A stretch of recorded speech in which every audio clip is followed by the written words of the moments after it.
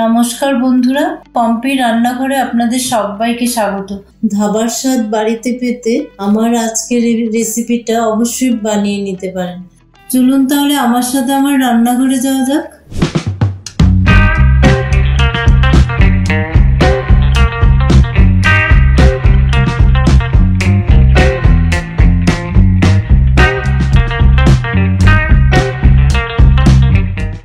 আমার আজকের রেসিপি ধাবা স্টাইলে পনির ভুর্জি বানানোর জন্য প্রথমে একটা মশলা করে নেব।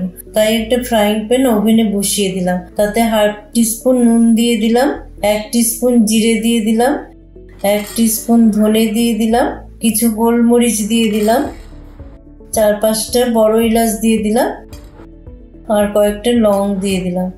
এবার সব কিছুকে একটু ভালো করে রোস্ট করে নেব। গোটা মশলাগুলোকে 2 মিনিট রোস্ট করে নিয়ে তাতে কিছুটা কস্তুরি মেথির পাতা দিয়ে দিলাম। এবার কস্তুরি মেথির পাতাটাকেও বাকি মশলার সাথে একটু রোস্ট করে নেব। 1 মিনিট রোস্ট করে নেওয়ার পর একটা প্লেটে নিয়ে নিলাম মশলাটা একটু ঠান্ডা হলে মিক্সিতে গ্রাইন্ড করে নেব। এবার একটা হামাম দিস্তাতে 1 ইঞ্চ আদাকে টুকরো করে নিয়ে নিলাম, 2টো কাঁচা লঙ্কাকে টুকরো করে নিয়ে নিলাম আর 5-6 কোয়া রসুন নিয়ে নিলাম। তাতে 1/4 টিস্পুন নুন দিয়ে দিলাম। এবার খুব ভালো করে থেতো করে নেব।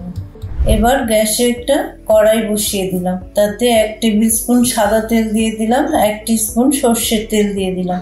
তেলটা গরম হয়ে গেলে 1/2 টিস্পুন জিরে ফোড়নে দিয়ে দিলাম। ফোড়নটার থেকে সুন্দর গন্ধ বেরিয়ে গেছে। এবার ক্রাশ করে রাখা রসুন, আদা, লঙ্কাটাকে দিয়ে দিলাম।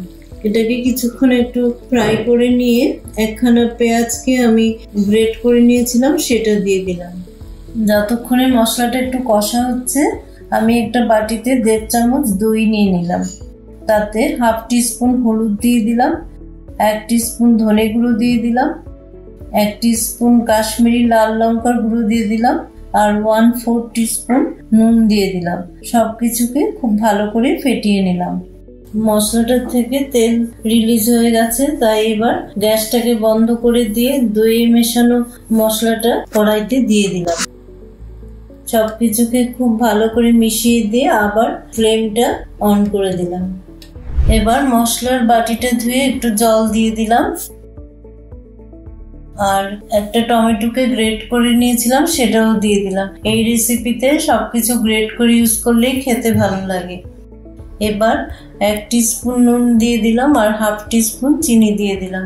সবকিছুকে খুব ভালো করে মিশিয়ে কিছুক্ষণের জন্য ঢেকে দিলাম। 7 মিনিট পর ঢাকাটা সরিয়ে নিলাম। মশলাটা খুব ভালো করে কষানো হয়ে গেছে। আমি গ্যাসের ফ্লেমটা লো মিডিয়ামে রেখেছি।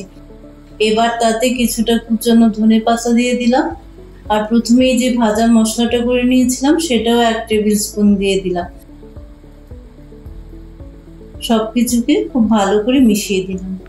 মশলাটাকে আরো 2 মিনিট খুব ভালো করে একটু কষিয়ে নিয়ে তাতে 3 টেবিল স্পুন গরম জল দিয়ে দিলাম। তারপর 200 গ্রাম পনিরকে আমি গ্রেট করে রেখেছিলাম সেটা দিয়ে দিলাম। সবকিছুকে খুব ভালো করে মিশিয়ে দিয়ে আবারও কিছুক্ষণের জন্য একটু ঢেকে দিলাম। 3 মিনিট পর ঢাকাটা সরিয়ে নিলাম। পনির ভুর্জিটা আমার রেডি হয়ে গেছে। এবার তাতে ছোট ছোট কয়েকটা বাটারের কিউব দিয়ে দিলাম আর কিছুটা ধনে পাতা দিয়ে দিলাম। দিয়ে গ্যাসটাকে বন্ধ করে দিলাম। একটা ছোট্ট বাটারের কিউব আর 1 পিস টমেটো আর ধনে পাতা দিয়ে গার্নিশ করে আমি গরম গরম পনির ভুর্জিটা সার্ভ করে দিলাম। আমার রান্নার ভিডিওগুলো ভালো লাগলে লাইক, কমেন্ট এন্ড শেয়ার করবেন আর আমার চ্যানেলটাকে সাবস্ক্রাইব করে আমাকে সাপোর্ট করবেন।